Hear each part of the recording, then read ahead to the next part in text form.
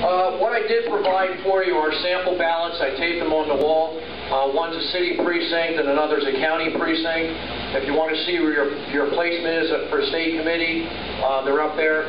There are two potential changes to the ballots. There was a hearing held at the U.S. Senate for Joseph Barnhardt, was held on April 8th. We haven't found the determination on that yet. And Sheila Dow Ford for U.S. Congress 17th District. The hearing was on April 7th. So those ballots may change materially if those challenges are successful. A couple of changes in voting precincts, just polling locations, not the actual parameters of the precinct. Amity 5th Precinct, which is presently at Amityville Fire Company, is moving to the Hearthstone in Amity, which is 139 Old Sweet Road.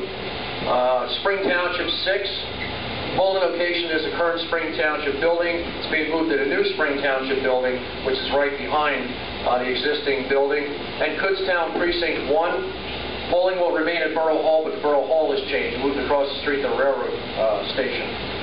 Deadline for registering is April 19th. Don't wait till last minute. Civilian absentee ballots May 11th.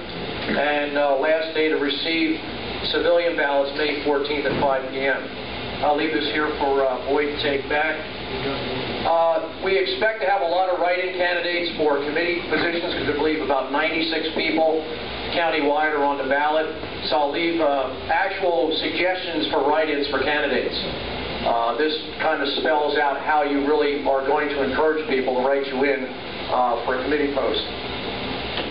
We also have watcher certificates and watcher forms. Anyone, our candidates or those office holders who want those forms have brought those along as well. So that pretty well squares up the information on the election. Sample ballots, 3 polling location changes, and the information I'll leave with Boyd at the table. A couple of things happening in the county. We have, of course, the Antietam Park Master Plan in process.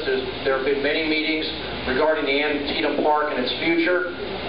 Some of the recommendations are to renovate the Nature Center.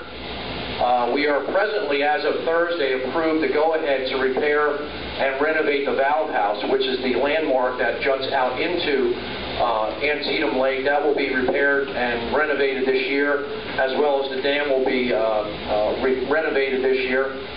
Most of that is through growing greener money from the state.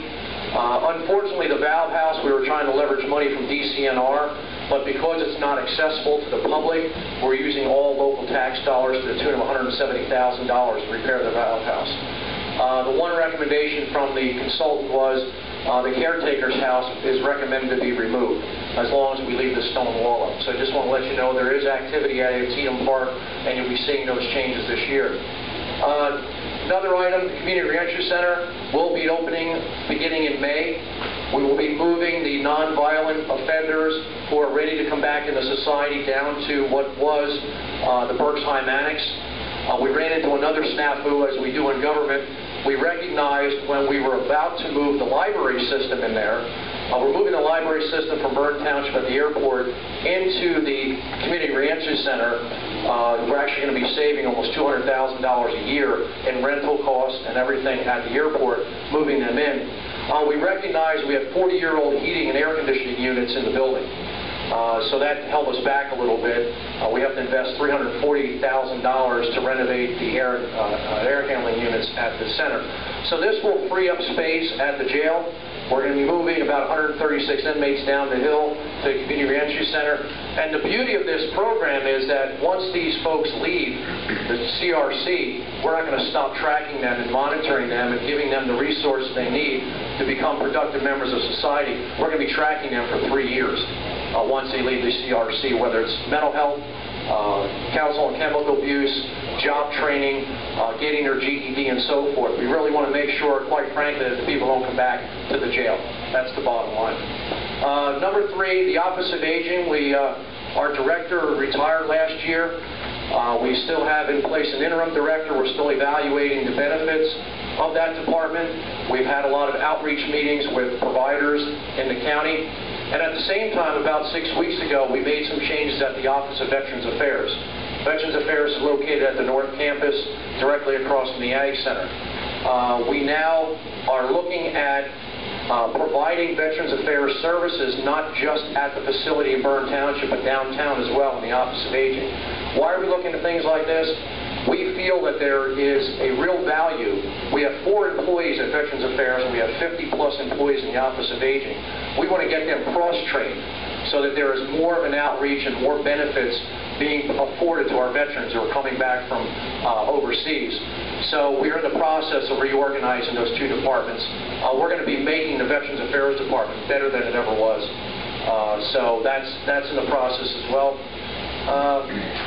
You may have heard talk about the countywide communication system. As of January 2013, by federal law, we must upgrade our communication system to narrowbanding, 700 megahertz. The issue is there's not enough space in the airwaves for all the communication. This involves fire, police, and emergency services, ambulance, and so forth, and even the county, the municipal road crews. We are probably going to be faced with at least a $30 million price tag to update the trucking system and to put up towers throughout Berks County to enhance and improve the communication system for the first responders. This will also cause a change at your local level. Your municipal agencies will have to purchase new radios to the tune of probably $20 million. So this is at least a $50 million project. What the Board of Commissioners has agreed to is we have met with Motorola and others and consultants the best way to finance these radios and finance the system. We are hoping that there will be a long-term lease opportunity for the municipalities, because one in particular, Spring Township, would have to spend $350,000 to update their radio system. So if we can get an arrangement through the provider over a period of time, it will be less of a burden over time for the municipalities. That is a requirement. That's going to be a big issue that we're going to face this year. We're probably going to have to go out and finance about $50 million for this project.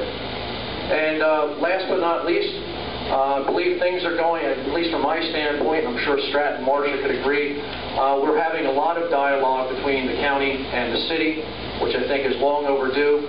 There are a lot of challenges facing not only the city but the county, and the more we can work together in harmony, the better off both sides are. And I use the words loosely, sides.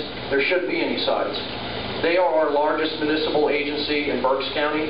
83,000 Berks County residents live in the city of Reading. And the challenge is to see what the county can do to help to improve the efforts that are being made in the city. We've had numerous meetings with the coordinators of Act 47. I've met with them 3 different occasions, many of our department heads. We're really looking positively at some of the cooperative efforts that the city and the county can join forces and make more efficiency out of the city and county government.